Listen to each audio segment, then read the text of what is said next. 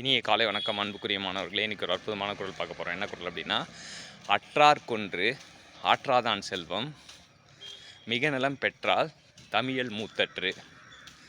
இந்த குறளுக்கான விளக்கம் என்ன அப்படின்னு பார்த்தீங்கன்னா, அற்றார் வழியற்றார் கதியற்றார், அந்த மாதிரி வாழ்க்கையோட இறுதி நிலையில் இருக்கவங்க, அவங்களுக்கு அவங்கள ஆற்றுப்படுத்துகிற மாதிரி உதவக்கூடிய செல்வம் தான் வேணும் அப்படின்றாரு. செல்வம்னா இல்லாதவங்களுக்கு அவங்க நிலையை மாற்றக்கூடிய அளவுக்கு இருக்கணும், அதான் செல்வம். அப்படி இல்லாத செல்வம் மிக நலம் பெற்றால், நல்ல பண்புள்ளவள், நல்ல அழகுள்ளவள், ஒரு குடும்பத்தையே மாற்றக்கூடியதான் பெண்மை.